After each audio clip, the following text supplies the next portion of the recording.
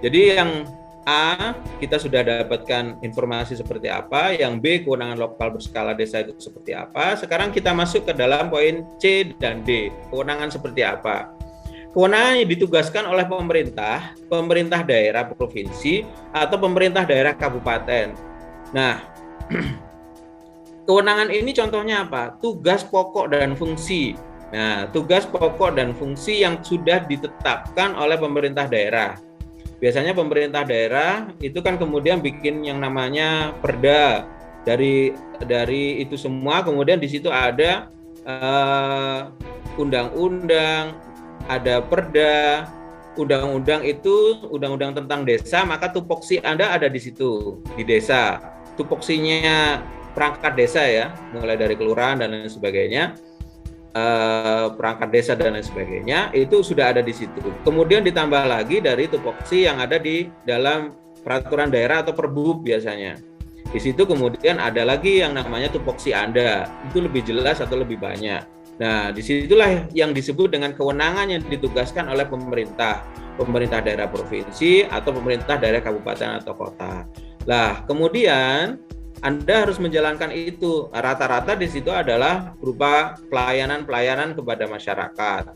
Ya, kemudian yang D, kewenangan lain yang ditugaskan oleh pemerintah daerah provinsi atau pemerintah daerah kabupaten atau kota sesuai dengan ketentuan peraturan perundang-undangan. Jadi ketentuan peraturan undang-undangan sebagaimana yang tadi saya sebutkan, ada undang-undang, ada peraturan daerah. Dari undang-undang dan peraturan daerah, maka ketika ada penyusunan peraturan daerah, coba kita simak nih, kiranya apa yang kemudian bisa dialihkan ke pemerintah desa begitu. Sehingga kemudian dari itu semua, maka pemerintah desa juga bisa berperan.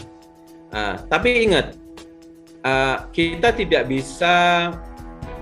jangan meminta sesuatu yang bukan sebagai porsi kita. Artinya kalau memang kita tidak mampu untuk melaksanakan itu, maka lebih baik jangan. Kenapa? Karena begitu diperintahkan kepada pemerintah desa, maka Anda harus melaksanakannya. Nah, itu. Maka Anda harus melaksanakannya. Misalnya untuk membentuk desa inklusi, kemudian di dalam satu pasal di dalam peraturan daerah kabupaten atau kota Anda itu kemudian diamanahkan atau didelegasikan. Nah, ada satu pasal bunyinya begini.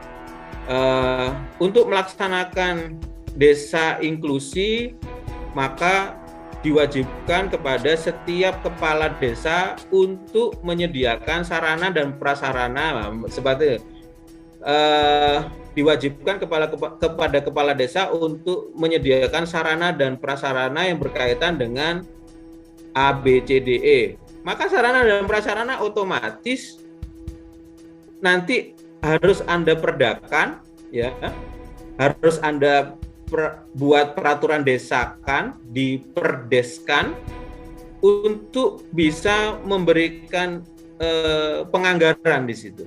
Jadi pemerintah desa diberikan kewenangan secara delegasi oleh peraturan perundang-undangan, baik itu peraturan provinsi, baik itu peraturan daerah, baik itu peraturan undang-undang atau peraturan permen, misalnya seperti itu, atau perpres dan lain sebagainya, langsung menuju ke Anda, langsung menuju ke desa.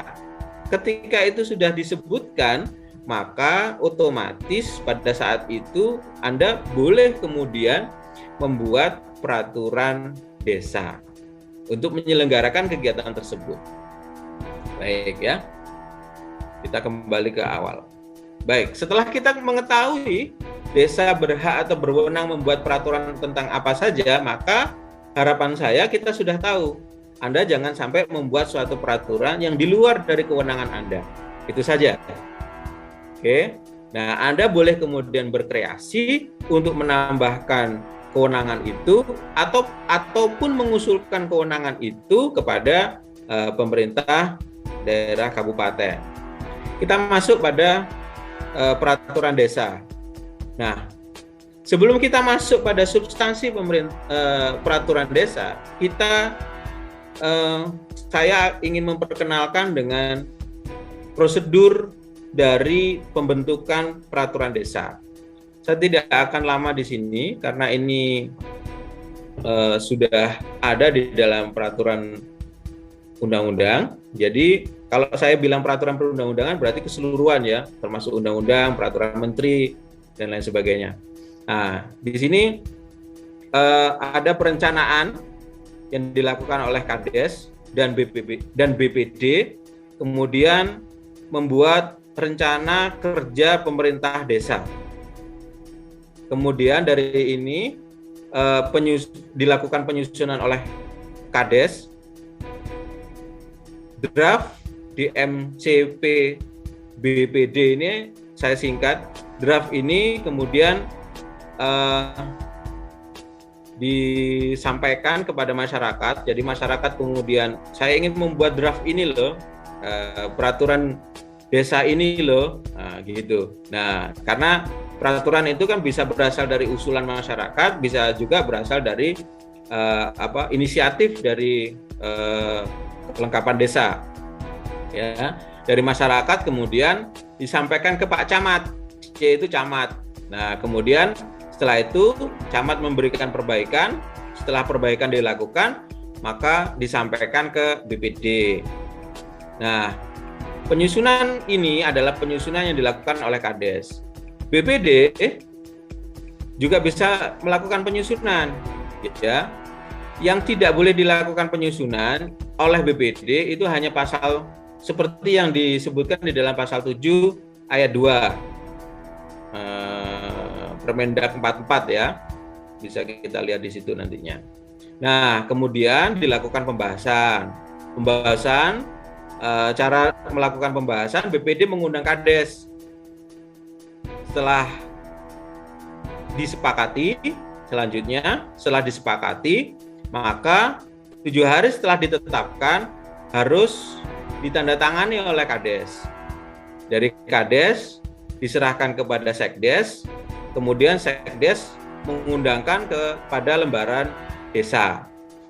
Dari lembaran desa yang sudah diundangkan itu, kemudian diajukan klarifikasi maksimal setelah 7 hari setelah ditetapkan, ini dikirimkan ke Bupati oleh Kepala Desa.